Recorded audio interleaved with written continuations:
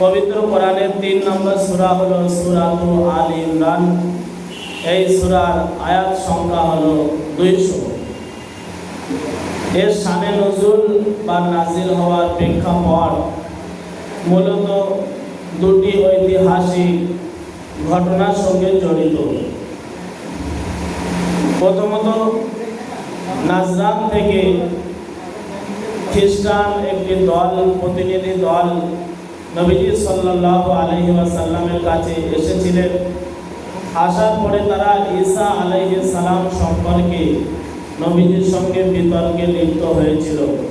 তাদের দাবি ছিল যে হযরত ঈসা আল্লাহর পুত্র, মাসীহ ইবনুল্লাহ, আল্লাহর পুত্র।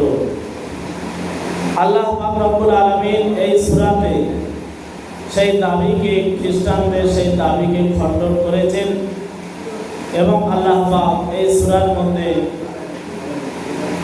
59 এবং 61 নম্বর আয়াত এবং আরো কিছু আয়াতের মাধ্যমে তাদের দাবিকে খণ্ডন করেছেন। আল্লাহ পাক রব্বুল আলামিন বলেন, ইন্না মাসালা ঈসা ইনদাল্লাহি কামাসালি আদম, নিশ্চয় হযরত ঈসার উদাহরণ হলো কামাসালি আদম, আদমের মতো। হযরত আদম পৃথিবীর প্রথম মানব। আল্লাহ পাক রব্বুল আলামিন তাকে যেমন পিতা মাতা ছাড়াই সৃষ্টি করেছেন, কোন রকম পিতা মাতা ছাড়াই, আল্লাহ পাক বলেন খালাকাহু মিন তুরাবিন সুম্মা ক্বালা লাহু কুন ফায়াকুন। আল্লাহ পাক মাটি থেকে তাকে যখন সৃষ্টি করলেন, এরপরে ফাইদা সাওয়াইতুহু, তাকে যখন সুবিন্যস্ত করলেন, ঠিকঠাক করে নিলেন, ওয়া নাফাখতু ফীহি মিন রূহি, আল্লাহ পাক নিজের রূহ হযরত আদমের মধ্যে ঢুকিয়ে দিলেন। কুন ফায়াকুন, এর মাধ্যমে হযরত আদম আলাইহিস সালাম জীবিত হয়ে গেল এবং নড়াচড়া শুরু করলো। তো আল্লাহ পাক বলেন, হযরত আদমকে যখন আমি বিনা পিতা এবং মাতায় আমি দুনিয়াতে পাঠিয়েছি, আর হযরত ঈসাকে পিতা ছাড়াই আমি শুধুমাত্র মায়ের মাধ্যমে আমি দুনিয়াতে পাঠিয়েছি। আল্লাহ পাক যে সর্বশক্তিমান, মহান, তিনি পিতা মাতা ছাড়াইও মানুষ সৃষ্টি করতে পারেন এবং শুধু পিতা ছাড়াও তিনি শুধু মাতার মাধ্যমে মানুষ সৃষ্টি করতে পারেন। এবং আল্লাহ পাক রব্বুল আলামিন মাতা ছাড়াও শুধু পিতার মাধ্যমে সন্তান পয়দা হতে পারেন এবং সর্বশক্তিমান, মহান, তিনি কিছু কুদরতের নমুনা এখানে পেশ করেছেন। কিন্তু এই আয়াত শোনার পরেও খ্রিস্টানরা যখন বিশ্বনবীর সঙ্গে তর্ক লিপ্ত ছিল, তখন আল্লাহ পাক রব্বুল আলামিন আয়াত নাযিল করে বললেন, ফামান হাজ্জাকা ফীহি মিন বাদি মা জাআকা মিনাল ইলম, যে তাদের কাছে সঠিক জ্ঞান, সঠিক তথ্য আসার পরেও যখন তারা তর্কে লিপ্ত আছে, তারা মানছে না তাদের দাবি ঈসা আল্লাহর পুত্র, তো ফাকুল, হে নবী আপনি জানিয়ে দিন, আপনি বলুন, তাআলাও, যে তোমরা আসো, নাদউ আবনাআনা ওয়া আবনাআকুম, আমরা আমাদের সন্তানদেরকে ডাকি এবং তোমরাও তোমাদের সন্তানদেরকে ডাকো। ওয়া নিসাআনা ওয়া নিসাআকুম, তোমরা তোমাদের স্ত্রীদেরকে ডাকো, আমরা আমাদের স্ত্রীদেরকে ডাকি। ওয়া আনফুসানা ওয়া আনফুসাকুম, তোমরা নিজেরাও এসো এবং আমরা নিজেরা যাই। সুম্মা নাফতাহিল ফানাজআল লানাতাল্লাহি আলাল কাযিবিন, এরপরে এক জায়গায় জড়ো হয়ে আমরা আল্লাহ তাআলার কাছে প্রার্থনা করি, আল্লাহ তাআলার কাছে আমরা কসম খেয়ে আল্লাহ তাআলার কাছে আমরা এই দোয়া করব, প্রার্থনা করব যে যারা মিথ্যুক তাদের উপর আল্লাহর অভিশাপ, এমনভাবে আমরা বলবো। তো বিশ্বনবী সাল্লাল্লাহু আলাইহি ওয়াসাল্লাম খ্রিস্টানদের এমন আহ্বান জানিয়েছিলেন, একে মুবাহালা বলা হয়। তো মুবাহালার মাধ্যমে এই বিষয়টা ক্লিয়ার করা হবে যে আসলে কারা সত্যবাদী, যে ঈসা আল্লাহর পুত্র না আল্লাহর নবী। কিন্তু খ্রিস্টানরা মুবাহালা করার জন্য তারা জড়ো হয়নি, আসেনি, বরং তারা সম্মত হয়েছিল, বিশ্বনবীর সঙ্গে তারা মীমাংসা এবং সন্ধির মাধ্যমে বিষয়টা মীমাংসা করেছিল। তো এই সূরার মধ্যে এই একটি বিষয়ের কারণে এই সূরাতুল আল ইমরানের কিছু আয়াত অবতীর্ণ হয়। এবং আরেকটি প্রেক্ষাপট, আরেকটি শানে নজুল রয়েছে, সেটি হলো উহুদের যুদ্ধের পরে মুসলমানদের মধ্যে যে হতাশ এবং বিভ্রান্তি দেখা দিয়েছিল। উহুদের যুদ্ধে মুসলমানদের যে বড় একটা বিপর্যয়, বড় ক্ষতির সম্মুখীন তারা হয়েছিল, এর মাধ্যমে মুসলমানরা অনেক হতাশ এবং নিরাশ হয়ে গিয়েছিল, হিম্মত হারা হয়ে গিয়েছিল।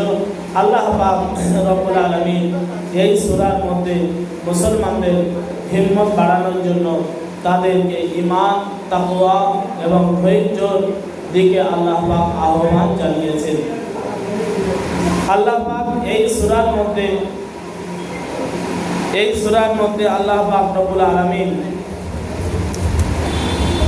139, 40, 41, 42 এই কটি আয়াতের মধ্যে আল্লাহ পাক রব্বুল আলামিন বিশেষ করে মুসলমানদেরকে আল্লাহ পাক যে ঈমান এবং ধৈর্য এবং হিম্মত হারা হতে হবে না, এই বিষয়ে আল্লাহ পাক তাদেরকে সান্ত্বনা বাণী আল্লাহ পাক দিয়েছেন। আল্লাহ পাক রব্বুল আলামিন বলেছেন, ওয়ালা তাহিনু ওয়ালা তাহজানু ওয়া আনতুমুল আ'লাউনা ইন কুনতুম মুমিনিন। ওয়ালা তাহিনু, তোমরা হিম্মত হারা হয়ো না। ওয়ালা তাহজানু, তোমরা চিন্তিত হয়ো না, দুঃখিত হয়ো না। ওয়া আনতুমুল আ'লাউনা, তোমরাই বিজয়ী হবে। ইন কুনতুম মুমিনিন, যদি তোমরা সম্পূর্ণ পরিপূর্ণভাবে ঈমানদার হয়ে যাও, অর্থাৎ প্রকৃতপক্ষে আল্লাহর সমস্ত হুকুম আহকামগুলো যদি নত শিরে তোমরা মেনে নিতে পারো, তোমরাই বিজয়ী হবে। এবং আল্লাহ পাক রব্বুল আলামিন বললেন, ইয়ামসাসকুম কারহুন ফাকাদ মাসাল কওমা কারহুম মিসলু। আল্লাহ পাক মুসলমানদের সান্ত্বনা দিলেন যে তোমরা আজ উহুদের যুদ্ধের পরে পরাজয় বরণ করে তোমরা যেমন দুঃখিত হয়েছ, ইয়ামসাসকুম কারহুন, তোমাদের যে আঘাত পৌঁছেছে উহুদের ময়দানে, তা মনে রেখে দাও। ফাকাদ মাসাল কওমা কারহুম মিসলুহু, বদরের প্রান্তে তাদেরও তো আঘাত পৌঁছেছিল, তাদেরও তো 70 জন কাফের বন্দী হয়েছিল, 70 জন কাফের নিহত হয়েছিল। আল্লাহ পাক বলেন, ওয়াতিলকাল আইয়ামু নুদাবিলুহা বাইনান নাস, এই যে বিজয়ের দিনগুলো আল্লাহ পাক মানুষের মধ্যে আবর্তিত করে থাকেন, অর্থাৎ কখনো জয় আমার পক্ষে থাকবে, কখনো জয় অন্যের পক্ষে থাকবে। যারা নৈতিকতার দিক দিয়ে পরিপূর্ণভাবে এবং যারা পরিশ্রম করবে, বিজয় তাদেরই হবে। যেহেতু মুসলমানদের এই যুদ্ধে নৈতিক কিছু অবহেলা এবং শৃঙ্খলা ভঙ্গের কারণে মুসলমানদের এই যুদ্ধে কিছুটা পরাজয় হয়েছিল। সেই জন্য আল্লাহ পাক রব্বুল আলামিন মুসলমানদেরকে শিক্ষা দিয়েছেন। আসলে সম্পূর্ণভাবে পরিপূর্ণ কোরআন তখনও নাজিল হয়নি এবং মুসলমানদের সবে মাত্র এই দ্বিতীয় যুদ্ধের সুযোগ হয়েছিল। সেই জন্য তাদের নৈতিকতা, তাদের আখলাক চরিত্র সম্পূর্ণভাবে পরিপূর্ণ এখনো পর্যন্ত হয়নি। সুতরাং আল্লাহ পাক তাদের নৈতিকতার শিক্ষা এই সূরার মধ্যে দিয়েছেন। আল্লাহ পাক বলেন, ওয়ালিয়া'লামাল্লাহুল্লাযীনা আমানু ওয়া ইয়াত্তাখিযা মিনকুম শুহাদা, যে আল্লাহ পাক এখনো জেনে নেননি যে তোমাদের মধ্যে পরিচিত ঈমানদারকে, ওয়া ইয়াত্তাখিযা মিনকুম শুহাদা, এবং আল্লাহ পাক এটাও দেখতে চান তোমাদের মধ্যে সত্য সাক্ষ্যদাতা কারা, কারা সত্য ঈমানদার, যারা আল্লাহর জন্য জান মাল লুটিয়ে দিয়ে তাদের প্রাণকে দিয়ে দেবে, কিন্তু তাদের নৈতিক চরিত্রকে নষ্ট করবে না, ঈমানকে ছাড়বে না। আল্লাহ পাক তো এটা দেখতে চেয়েছেন। আল্লাহু লা ইউহিব্বুয যালিমিন, আল্লাহ জালিমদেরকে, সীমা লঙ্ঘনকারীদেরকে ভালোবাসেন না। এরপর আল্লাহ পাক বলেন, ওয়ালিয়ুমাহহিসাল্লাহুল্লাযীনা আমানু ওয়া ইয়ামহাকাল কাফিরিন, এবং আল্লাহ পাক এর মাধ্যমে ঈমানদারদেরকে পরিশুদ্ধ করতে চান, ওয়ায়ামহাকাল কাফিরিন, এবং কাফেরদেরকে নিশ্চিহ্ন করে দিতে চান। এরপরে খুব ইম্পর্টেন্ট একটা গুরুত্বপূর্ণ আয়াত, আমরা একটু মনোযোগ দেই। আল্লাহ পাক বলছেন, আম হাসিবতুম আন তাদখুলুল জান্নাহ, তোমাদের কি এমন ধারণা হয়েছে যে তোমরা জান্নাতে চলে যাবে? ওয়ালাম্মা ইয়ালামিল্লাহুল্লাযিনা জাহাদু মিনকুম ওয়া ইয়ালামাস সাবিরিন, অথচ এখনো পর্যন্ত আমি ক্লিয়ারভাবে, বাস্তবভাবে ময়দানে আমি এখনো পর্যন্ত তোমাদের পরীক্ষা করিনি, আমি দেখিনি তোমাদের সত্যিকারের সংগ্রামী, সত্যিকারের যোদ্ধা এবং কে পরিপূর্ণভাবে ধৈর্যের সঙ্গে ময়দানে টিকে থাকে। এটা যতক্ষণ না আমার কাছে স্পষ্ট বাস্তবভাবে ফুটে না উঠবে ততক্ষণ পর্যন্ত তোমরা এমন ধারণা করো না যে আমরা জান্নাতে পৌঁছে যাব। এটি সূরা শানে নজুল, উহুদের যুদ্ধের পরে মুসলমানদের হিম্মত হারা, তারা নৈরাশ হয়ে গিয়েছিল। আল্লাহ পাক তাদেরকে কিছু আশা এবং তাদেরকে সান্ত্বনা বাণী পেশ করার জন্য এই সূরাতুল আল ইমরান নাজিল করেছেন। এবং নাজরান থেকে ইহুদি দল ঈসা নবীর ব্যাপারে যে বিতর্কে লিপ্ত হয়েছিল, সেই বিষয়েও এই দুইটি বিষয় ঐতিহাসিক বিষয়ের কারণেই এই সূরাতুল আল ইমরান অবতীর্ণ হয়। এই সূরার নামকরণ আলী ইমরান। এটা কেন করা হয়? আল মানে হলো বংশ বা পরিবার, ইমরান মানে একটা বিশিষ্ট ব্যক্তি, হযরত ঈসা আলাইহিস সালামের নানা, এবং হযরত মারিয়াম, ঈসা নবীর আম্মা জান মারিয়াম আলাইহিস সালাম, তার আব্বা জানের নাম হলো ইমরান। তো এই সূরা 33 নম্বর আয়াতে আল্লাহ পাক রব্বুল আলামিন জানিয়েছেন, ইন্নাল্লাহা হাসতাফা আদম ওয়া নূহা ওয়া আলা ইব্রাহিম ওয়া আলা ইমরান আলাল আলামিন। আল্লাহ পাক রব্বুল আলামিন এখানে বলেন যে অবশ্যই, নিশ্চয়ই আল্লাহ তাআলা আদম, নূহ এবং ইব্রাহিমের পরিবার এবং ইমরানের পরিবারকে বিশ্ববাসীর উপর আল্লাহ পাক প্রাধান্য দিয়েছেন এবং তাদেরকে আল্লাহ পাক রব্বুল আলামিন সম্মানিত করেছেন। তো এই আয়াতের মাধ্যমে বোঝা যায় ইমরান পরিবার তাদের একটা বিশ্বর মাঝে আল্লাহ পাক সম্মানিত করেছেন। এই সূরায় এই মারিয়াম, ঈসা আলাইহিস সালাম এনাদের বংশের ঘটনা উল্লেখ আছে, বিধায় এই সূরার নাম সূরাতুল আলী ইমরান রাখা হয়েছে।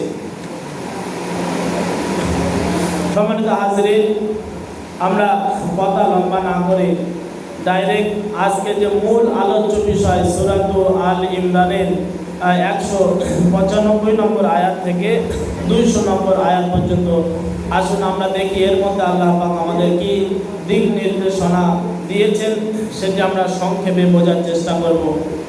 তো এটি বোঝার জন্য একটু আগে আমাদেরকে যেতে হয় যে সূরা আল ইমরানের একদম শেষ রুকু, অর্থাৎ 190 নম্বর আয়াত থেকে, মানে শেষ 10 আয়াত, এটি আমাদের বোঝা দরকার। তো আল্লাহ পাক রব্বুল আলামিন শেষ রুকুতে যে কথা বলেছেন যে ইন্না ফি খালকিস সামাওয়াতি ওয়াল আরদি ওয়াখতিলাফিল লাইলি ওয়ান নাহারি লাআয়াতিন লিউলিল আলবাব। আল্লাহ পাক মুমিনদেরকে চিন্তা গবেষণা করার জন্য আহ্বান জানিয়েছেন যে মুমিনরা যেন চিন্তা ভাবনা করে। তো আমার এই বিশাল আকাশ, 7 আকাশ এবং এই জমিনের ভারসাম্য, ওয়াখতিলাফিল লাইলি ওয়ান নাহার, এই যে রাত দিনের পরিবর্তন, এর মধ্যে বুদ্ধিমান মুমিনদের জন্য অনেক নিদর্শন রয়েছে, অনেক নিশানি রয়েছে। আর এই বুদ্ধিমান মুমিনরা, এদের গুণ হলো ইয়াজকুরুনাল্লাহ কিয়ামান ওয়া কুউদান ওয়া আলা জুনুবিহিম, এরা দাঁড়িয়ে, বসে, শুয়ে সব সময় এরা আল্লাহর স্মরণ রাখে। ওয়া ইয়াতাফাক্কারুনা ফি খালকিস সামাওয়াতি ওয়াল আরদ, এবং আসমান জমিনের এই বিশাল সৃষ্টি নিয়ে তারা চিন্তা ভাবনা করে এবং চিন্তা করতে করতে এরা মনে মনে দোয়া করে, মনে মনে বলে, মা খালাকতা হাযা বাতিলা, আল্লাহ তুমি এগুলো অকারণে সৃষ্টি করোনি, আল্লাহ তুমি এগুলো বেকার বেকার করে সৃষ্টি করোনি। এই বিশাল আকাশ, বিনা খুঁটিতে রয়েছে, এগুলো তুমি বেকার বেকার আল্লাহ তুমি সৃষ্টি করোনি। মনে মনে থেকে তাদের মন থেকে এমন দোয়া যেন বার হয়, আর তারা বলে সুবহানা, তুমি পাক পবিত্র, তুমি মহান, ফাকিনা আযাবান নার, সুতরাং তোমার কঠিন জাহান্নামের আযাব থেকে আমাকে আল্লাহ বাঁচিও, আমাকে নিষ্কৃতি দান করো। মনে মনে তারা এমন দোয়া করে। আল্লাহ পাক এই রুকুতে মুমিনদের চিন্তা ভাবনা এবং আল্লাহর কাছে কিভাবে বিনয়ের সহকারে প্রার্থনা করতে হয় এটি আল্লাহ পাক শিক্ষা দিচ্ছেন। এবং তারা মুমিনরা দোয়া করে যে রব্বানা ফাগফির লানা যুনুবানা, আল্লাহ আমাদের সমস্ত গুনাহগুলোকে আপনি ক্ষমা করে দেবেন। ওয়াকাফির আন্না সাইয়্যাতিনা, আমাদের ছোট ছোট গুনাহ আমাদের থেকে মুছে ফেলে দেন। ওয়াতাওয়াফানা মাআল আবরার, এবং আপনার নেক বান্দা পুণ্যবান বান্দাদের দলে শামিল করে আমাদের মওতটা দেবেন। যেন অসৎ কর্মশীলদের সঙ্গে আমাদের মৃত্যু দেবেন না, আপনার সৎ কর্মশীল বান্দা আপনার প্রিয় বান্দাদের মধ্যে দলে শামিল করে আমাদের মওতটা তাদের মতোভাবে সম্মানিত মওত দান করবেন।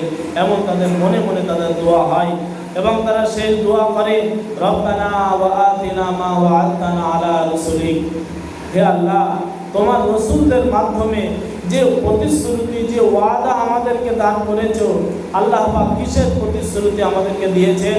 আল্লাহ পাক আমাদের জান্নাতের প্রতিশ্রুতি দিয়েছেন রসুলদের মাধ্যমে। ওয়ালা তুখজিনা ইয়াউমাল কিয়ামা, আর সেই কঠিন কিয়ামতের দিন, ভয়াবহ দিনে আমাদেরকে যেন অপমানিত করবেন না, অপমান অপরাধীদের কাতারে আমাদেরকে দাঁড় করাবেন না, এমন তারা দোয়া করে। ইন্নাকা লা তুখলিফুল মিয়াদ, আর নিশ্চয়ই আপনি ওয়াদা খেলাফকারী নও, আপনি প্রতিশ্রুতি ভঙ্গ করেন না। সম্মানিত হাজরিন, আল্লাহ পাক রব্বুল আলামিন যে প্রতিশ্রুতি দিয়েছেন মুমিনদের সঙ্গে, এই ওয়াদা আল্লাহ অবশ্যই পূরণ করবেন। মাসালুল জান্নাতিল্লাতী ওয়াইদাল মুত্তাকুন, জান্নাতের ওয়াদা আল্লাহ পাক মুত্তাকিদের জন্য করেছেন। তো আমরা অনেকের আমাদের ধারণা, অনেকে শরিয়াতকে কেয়ার করে না, নামাজ দিন শরিয়াত আল্লাহর হুকুম আহকামকে কোনো কেয়ার করে না, অথচ তাদের জিজ্ঞাসা করলে তারা বলে যে আল্লাহ পাক দয়ালু, তিনি আমাদেরকে ক্ষমা করে দেবেন, মাফ করে দেবেন। কিন্তু আল্লাহ পাক এর ওয়াদা তো করেন, আল্লাহ ওয়াদা তো খেলাফ করে না। আল্লাহর রহমত পাওয়ার উপযোগী হতে গেলে আল্লাহর ইবাদত করতে হবে, আল্লাহর হুকুম আহকাম মানলে তবেই তো তার প্রতি আল্লাহর রহমত হবে। এটি তো আল্লাহর ওয়াদা, লা তুখলিফুল মিয়াদ, আল্লাহ তো কথার খেলাফ করবেন না। তো আল্লাহ যে কথা বলেছেন যে আমার ইবাদত করো, আমার হুকুম আহকাম মানো, তার মধ্যে ত্রুটি বিচ্যুতি হলে আমি আল্লাহ ক্ষমা করে দেবো, আমার কাছে ক্ষমা চাও, মাগফিরাত চাও।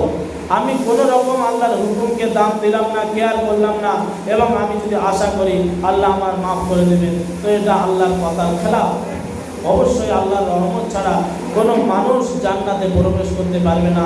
আল্লাহর রহমত, আল্লাহর দয়া আমরা অবশ্যই চাই, কিন্তু সেটা আল্লাহর হুকুম আহকাম মেনে সাধ্যমতো চেষ্টা করার পরে আল্লাহর রহমতের কামনা আমাদের করতে হবে। এরপরে আমাদের মূল আলোচ্য আয়াত 195 নম্বর আয়াত শুরু হচ্ছে। এরপরে আল্লাহ পাক জবাব দিচ্ছেন মুমিনদের, ফাস্তাজাবা লাহুম রাব্বুহুম আন্নী লা উযীউ আমালা আমিলিন মিনকুম মিন যাকারিন আও উনসা। আল্লাহ পাক বলেন, আমি তোমাদের ডাকে সাড়া দিলাম, এবং তাদের রব তাদেরকে বলল, আন্নী লা উযীউ আমালা আমিলিন মিনকুম মিন যাকারিন আও উনসা, আমি তোমাদের কোনো পুরুষ এবং কোনো নারীর কোনো সৎকর্মকে আমি, কোনো সৎকর্মশীলের সৎকর্মকে, কর্মফলকে আমি বিনষ্ট করব না, বেকার করে দেব না। আল্লাহ পাক তাদের ডাকে জবাব দিলেন, বাদুকুম মিন বাদ, হে নারী পুরুষ তোমরা একে অপরের অংশ, নারী পুরুষ একে অপরের অংশ।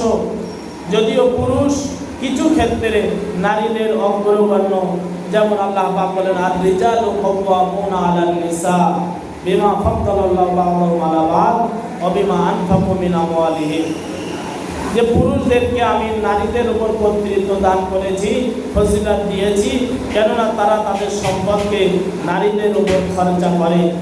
যেমন যুদ্ধ পুরুষদের উপর ফরজ, ইমামতি করবে পুরুষরা, কিছু কিছু ক্ষেত্রে পুরুষদের আল্লাহ পাক দায়িত্ব দিয়েছেন, কিন্তু আর বাকি সমস্ত ক্ষেত্রে নারী পুরুষ উভয়ে সমান। একজন মহিলা হিজরত করবে, সে যেমন সওয়াব পাবে, একটা পুরুষ সে হিজরত করে ঠিক তেমন সওয়াব পাবে। অনুরূপ কম বেশি হবে না, যে নারী পুরুষ বলে তাদের সওয়াবে কম বেশি হবে। আল্লাহ পাক বলেন না বা'দুকুম মিন বা'দ, তোমরা একে অপরের অংশ, সুতরাং তোমাদের সওয়াবে কোনো রকম কম নেই। এর একটি শানে নজুল রয়েছে। নবীজির স্ত্রী আম্মা জান উম্মে সালমা রাদিয়াল্লাহু আনহা তিনি বলেছিলেন, ইয়া রাসূলুল্লাহ, আল্লাহ পাক পুরুষদের হিজরতের কথা পবিত্র কোরআনে বলেছেন, নারীদের ব্যাপারে তো কিছু বললেন না। আল্লাহ পাক তখন এই আয়াত নাযিল করলেন যে না, তোমাদের কোনো নারী এবং পুরুষ যেই হও না কেন, তোমাদের কোনো আমল আল্লাহ পাক নষ্ট করবেন না। বা'দুকুম মিন বা'দ, তোমরা একে অপরের অংশ। সময় আমাদের অল্প, সেই জন্যে তাড়াতাড়ি আমি শেষ করার চেষ্টা করছি। এরপর আল্লাহ পাক বলেন, ফাল্লাযীনা হাজারু ওয়া উখরিজু মিন দিয়ারিহিম, হ্যাঁ, যারা হিজরত করেছে, ওয়া উখরিজু মিন দিয়ারিহিম, যাদেরকে ঘর থেকে বার করে দেওয়া হয়েছে, ওয়া উযু ফি সাবিলি, এরা আমার রাস্তায় অনেক কষ্ট স্বীকার করেছে, এদেরকে অনেক কষ্ট তাকলিফ দেওয়া হয়েছে। ওয়া কাতালু, নিজেরা যুদ্ধ করেছে। ওয়া কুতিলু, এদেরকে হত্যা করা, শহীদ করা হয়েছে। লাউ কাফিরান্না আনহুম সাইয়্যাতিহিম, আমি অবশ্যই এদের থেকে এদের ছোট ছোট পাপগুলোকে আমি ক্ষমা করে দেবো। এখানে বোঝা দরকার, হিজরত করলে এবং আল্লাহর রাস্তায় যুদ্ধ করলে তাদের সব গুনাহকে আল্লাহ মাফ করে দেবেন? নয়, সব গুনাহ মাফ হবে না। সাইয়্যাত, ছোট ছোট গুনাহগুলোকে আল্লাহ পাক ক্ষমা করে দেবেন। আমরা জানি এক সাহাবী বীর বিক্রমে যুদ্ধ করছিল, মানুষেরা তাকে জান্নাতি বলছিল। নবীজি সাল্লাল্লাহু আলাইহি ওয়াসাল্লাম বললেন, ওই ব্যক্তি জাহান্নামী। এক সাহাবী লক্ষ্য করলেন যে ব্যাপারটা কি, শেষ পর্যন্ত দেখলেন কাফেরদের আঘাত সহ্য করতে না পেরে নিজেই আত্মহত্যা করেছিলেন সেই সাহাবী। সেই জন্য নবীজি সাল্লাল্লাহু আলাইহি ওয়াসাল্লামকে এসে সুসংবাদ দিলেন, ইয়া রাসূলুল্লাহ, আপনি যে সত্যই রাসূল এটা আমি বুঝতে পেরেছি, কেননা ওই ব্যক্তি আত্মহত্যা করে মারা গেছে, আর আত্মহত্যাকারী হলো জাহান্নামী। কেননা আত্মহত্যা করার পরে আর তওবা করার সুযোগ থাকে না। এখানে আমাদের বোঝার দরকার, অন্য আত্মহত্যা হলো কবিরা গুনাহ, অন্য আরও বড় বড় কবিরা গুনাহ আছে, কিন্তু কবিরা গুনাহ যখন ইচ্ছাকৃতভাবে করা হয় তখন সেটা কুফরির পর্যায়ে চলে যায়, কুফরি হয়ে যায়। কিন্তু কবিরা গুনাহ যদি বাধ্য হয়ে করা হয়, সাধারণ কবিরা গুনাহ হয়। তো আত্মহত্যা একটি কবিরা গুনাহ। এই আত্মহত্যা করার পরে যেহেতু তওবা করার আর সুযোগ থাকে না, সেই জন্যে সোজা তাকে জাহান্নামে যেতে হবে। এরপরে আল্লাহ পাক এদের সঙ্গে ওয়াদা করেছেন, ওয়ালা উদখিলান্নাহুম জান্নাতিন, এদেরকে আমি অবশ্যই জান্নাতে প্রবেশ করাবো। তাজরি মিন তাহতিহাল আনহার, যে জান্নাতের তলদেশ দিয়ে নহর বইতে থাকবে, দুধের নহর, স্বচ্ছ পানির নহর, স্বচ্ছ শরাবের নহর এবং স্বচ্ছ মধুর নহর। যে নহরের জোয়ার থাকবে কিন্তু ভাটা নেই। নদীর যেমন জোয়ার ভাটা হয়, কিন্তু জান্নাতের এমন নহর হবে তার কোনো ভাটা থাকবে না। জান্নাতের যেমন দুধ হবে, এ দুধ পশুর বাট দিয়ে যে দুধ বার হয় তাতে একটু দুর্গন্ধ থাকে, এমন দুর্গন্ধময় দুধ হবে না, বরং এই দুধ মাটির নিচ থেকে বার হবে। এই মধু দুনিয়ার মধুর মতো নয়, দুনিয়ার মধুতে অনেক মোম থাকে, ময়লা থাকে, পশুর ডানা মিশ্রিত থাকে, কিন্তু জান্নাতের মধু এমন স্বচ্ছ পবিত্র হবে, এবং সেটা কোনো পাখির মাধ্যমে নয়, সেটা আল্লাহ পাক কুদরতিভাবে সেই মধু দান করবেন। তো জান্নাতের এমন ওয়াদা আল্লাহ পাক করেছেন, সাওয়াবাম মিন ইনদিল্লাহ, এটি তো আল্লাহর পক্ষ থেকে এই সমস্ত ঈমানদারদেরকে আল্লাহ পুরস্কার করবেন। আল্লাহু ইনদাহু হুসনুস সাওয়াব, এবং এই উত্তম পুরস্কার আল্লাহ পাকের কাছেই আল্লাহ পাক রেখে দিয়েছেন মুমিনদের জন্য। এরপর একটা খুব ইম্পর্টেন্ট আয়াত আল্লাহ পাক বলছেন, লা ইয়াগুররান্নাকা তাকাল্লুবুল লাযিনা কাফারু ফিল বিলাদ।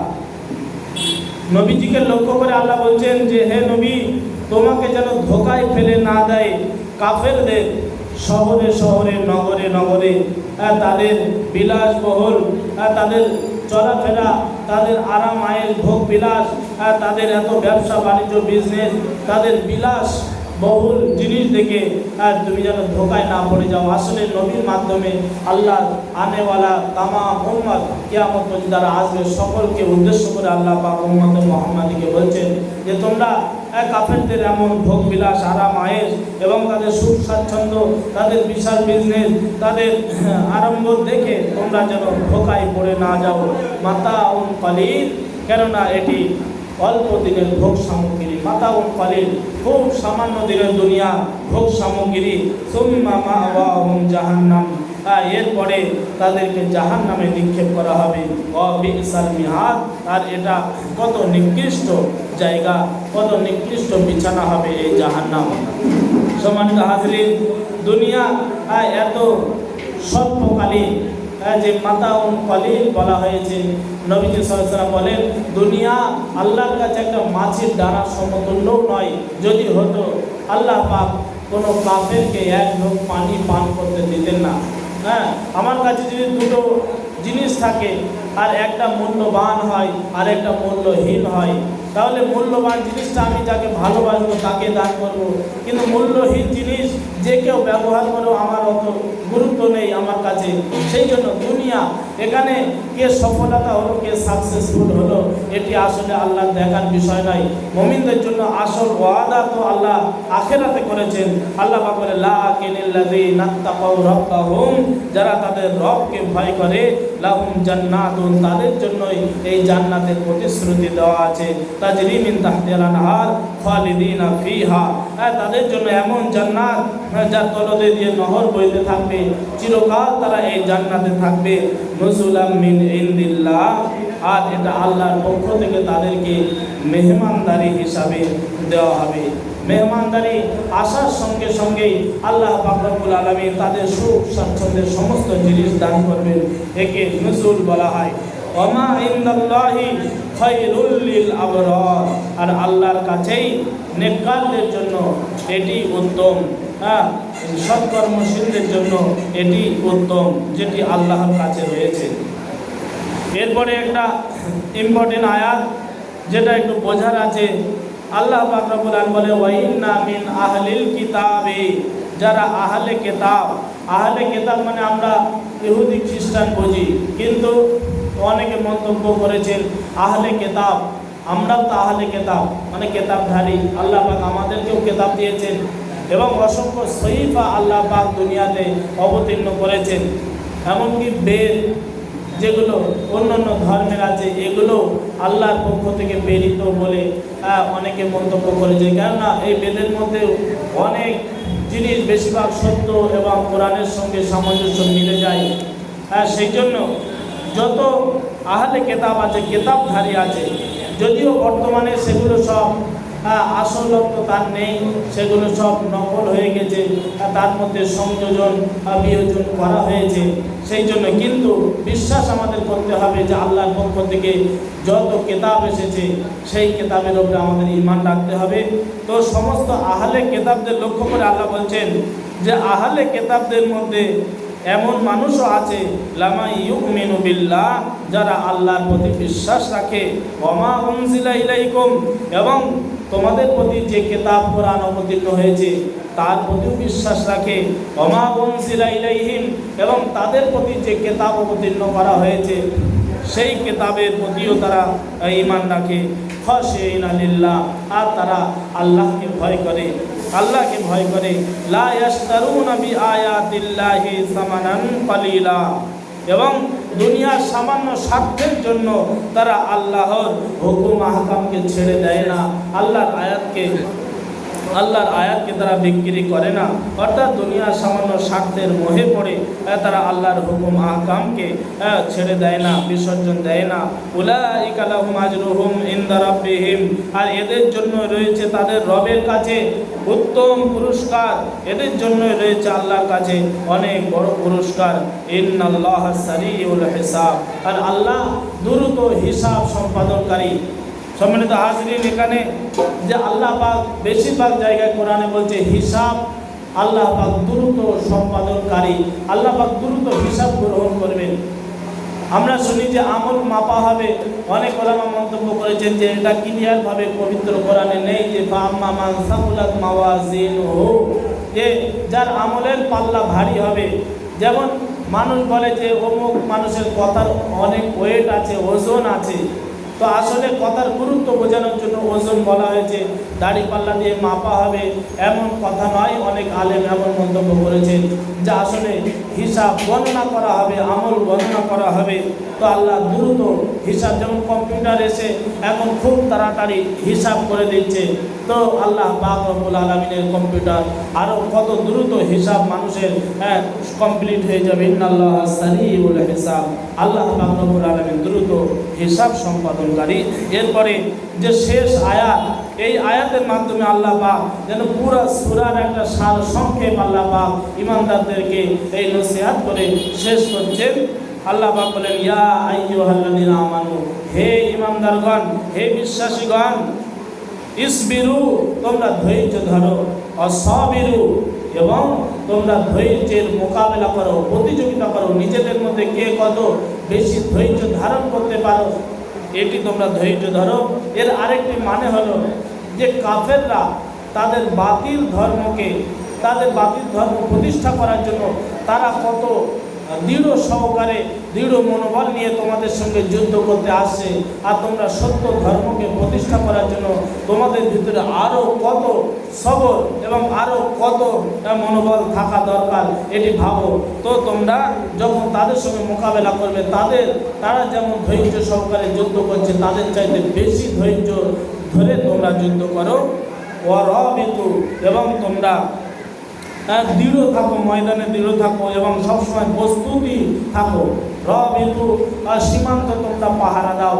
যারা আল্লাহর জন্য সীমান্ত পাহারা দেয় এমন চোখ, নবীজি সাল্লাল্লাহু আলাইহি ওয়াসাল্লাম বলেছেন, যারা জাহান্নাম দেখবে না। হারাসাত আইনুন হারাসাত ফি সাবিলিল্লাহ, যে চোখ দিয়ে আল্লাহর রাস্তায় পাহারা দেওয়া হয়, ইসলামিক রাষ্ট্র পাহারা দেওয়া হয়, এই চোখ জাহান্নামের আগুন, লা ইয়ামাসসুহুমুন নার, সেই চোখগুলোকে জাহান্নামের আগুনে স্পর্শ করবে না। এটি বড় নেকির কাজ। ওয়াত্তাকুল্লাহ, এবং শেষ আল্লাহ নসিহত করেছেন, তোমরা আল্লাহকে ভয় করো, লাআল্লাকুম তুফলিহুন, তাহলে তোমরা সফলতা অর্জন করতে পারবে, তাহলে তোমরা ইহকাল এবং পরকালে সফলতা অর্জন করতে পারবে। এই ছিল আমাদের সূরা আল ইমরানের 195 থেকে 200 নম্বর আয়াত। সময় স্বল্পতার কারণে সংক্ষেপে বর্ণনা করা হলো, আরও অনেক প্রোগ্রাম আছে। তো আল্লাহ পাক রব্বুল আলামিন 2 দিন প্রোগ্রাম থেকে আমাদের কিছু শিক্ষা এবং ঈমান বৃদ্ধিমূলক, তাকওয়া বৃদ্ধিমূলক, এবং আমাদের ঈমান আমল যেন তাকওয়া বৃদ্ধি পায়, আল্লাহ পাক সেই তৌফিক দান করেন। বলুন আল্লাহুম্মা আমিন ইয়া রাব্বাল আলামিন। ওয়া আখিরু দাওয়ানা আলহামদুলিল্লাহি রাব্বিল আলামিন।